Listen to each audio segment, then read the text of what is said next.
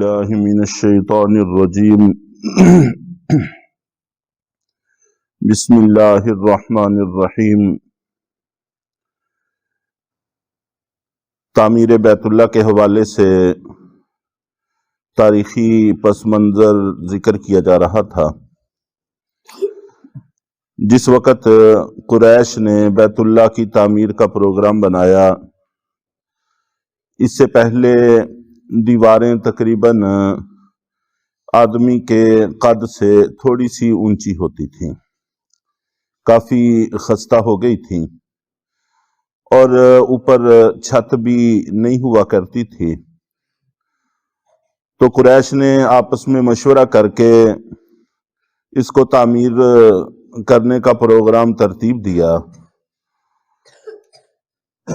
تو یہ بھی طے کیا کہ اللہ کا گھر ہے، اس میں حلال کمائی کا اہتمام کرنا چاہیے، اور اس سعادت سے کوئی بھی محروم نہیں رہنا چاہیے۔ چنانچہ قبائل نے کاموں کو اپنے اندر تقسیم کر لیا۔ نبی پاک صلی اللہ علیہ وسلم کی عمر مبارک اس وقت تقریباً 35 سال تھی۔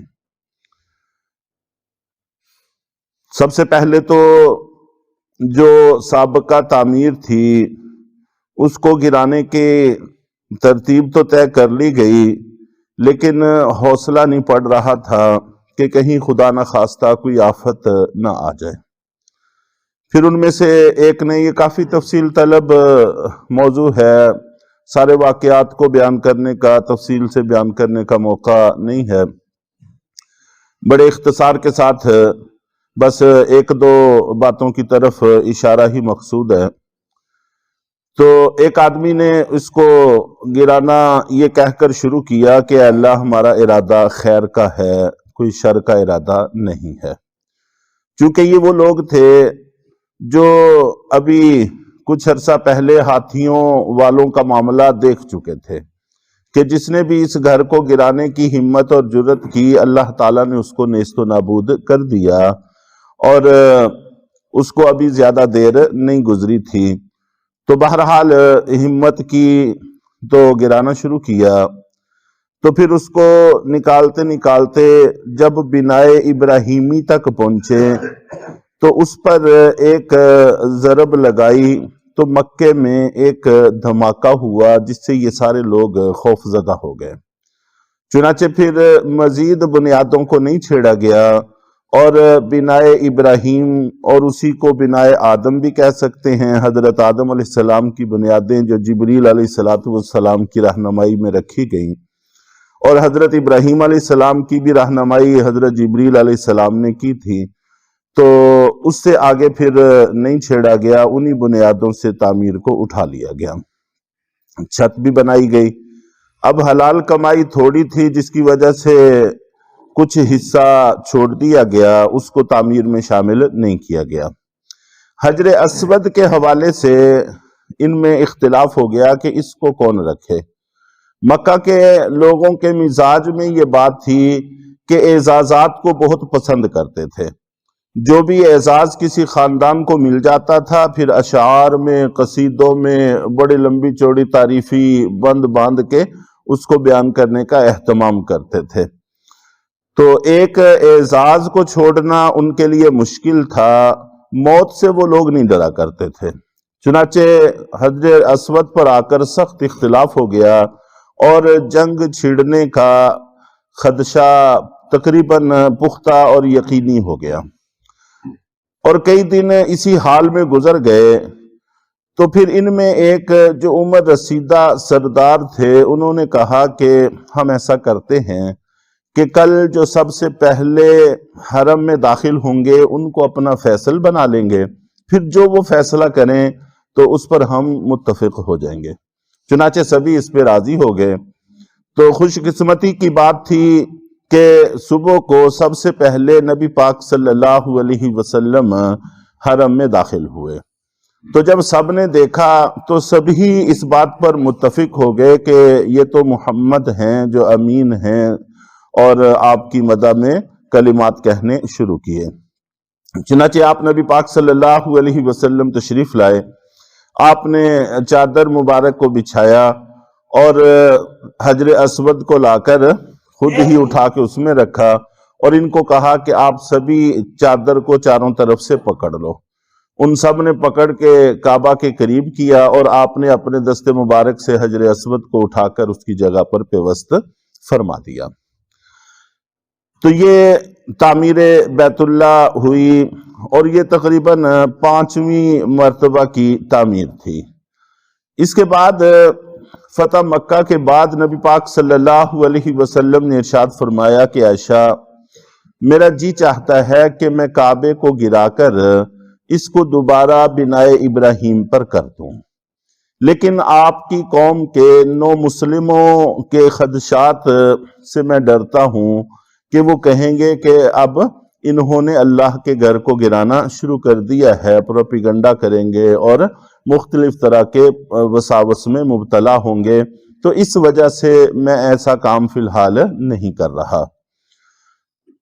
تو آپ نبی پاک صلی اللہ علیہ وسلم کو پھر دوبارہ اس کا موقع نہ مل سکا، اور اتفاق کی بات ہے کہ خلفائے راشدین میں سے بھی کسی کا ذہن اس کام کی طرف متوجہ نہ ہوا۔ تو پھر حضرت عبداللہ بن زبیر رضی اللہ تعالی عنہ، یہ حضرت عائشہ صدیقہ رضی اللہ تعالی عنہ کے بھانجے ہیں، اور ان کا عہد آیا تو مکہ مکرمہ اور مسلمانوں پر ان کی حکومت کچھ دیر رہی۔ پھر حجاج بن یوسف نے آ کر ان کو شہید کیا اور اس علاقے پر قابض ہو گیا۔ حضرت عبداللہ بن زبیر رضی اللہ تعالی عنہ کو یہ حدیث معلوم تھی، چنانچہ انہوں نے اپنے زمانہ اقتدار میں کعبہ کو بنائے ابراہیم پر کر دیا تھا۔ جب حجاج بن یوسف کا غلبہ ہوا تو اس کو یہ بات برداشت نہیں تھی کہ رہتی دنیا تک حضرت عبداللہ بن زبیر رضی اللہ تعالیٰ عنہ کو یہ اعزاز ملے کہ لوگ کہیں کہ یہ وہ تعمیر ہے جو حضرت عبداللہ بن زبیر رضی اللہ تعالیٰ عنہ نے کی ہے۔ اس لیے لوگوں کے اندر سب سے پہلے تو افواہیں پھیلائیں کہ جب اللہ کے نبی نے ان تعمیروں کو نہیں چھیڑا تو پھر حضرت عبداللہ بن زبیر کو بھی نہیں چھیڑنا چاہیے تھا، انہوں نے صحیح نہیں کیا۔ تو اس بات کو مشہور کرنے کے بعد پھر گرا کے دوبارہ سے اس کو ویسے کر دیا جیسا کہ قریش والوں نے تعمیر کیا تھا۔ حجاج بن یوسف کے بعد پھر حکومت کسی اور کی آئی تو انہوں نے ارادہ کیا کہ بیت اللہ کو پھر سے بنائے ابراہیم پر کر دیں۔ تو اس وقت بڑے امام مدینہ منورہ میں امام مالک بن انس رضی اللہ تعالیٰ عنہ تھے، انہوں نے فتویٰ دیا کہ کعبہ کو اب چھیڑنا یہ جائز نہیں ہے، حرام ہے، وگرنہ تو ہر آنے والا حکمران سب سے پہلے یہی کام کیا کرے گا، ایک توڑ کر اس بنیاد پہ کر دیا کرے گا، دوسرا آنے والا اس کو توڑ کر پہلی بنیاد پہ کر دیا کرے گا، تو یہ حکمرانوں کے ہاتھوں ایک کھلونا بن جائے گا۔ تو اس لیے انہوں نے اس سے منع کر دیا، جس کی وجہ سے ان کو کافی مشقتیں بھی اٹھانی پڑیں، کافی تکالیف بھی اٹھانی پڑیں، ان کی بھی تفصیل ہے مستقل، لیکن بات کو طول دینا اس وقت مقصود نہیں ہے۔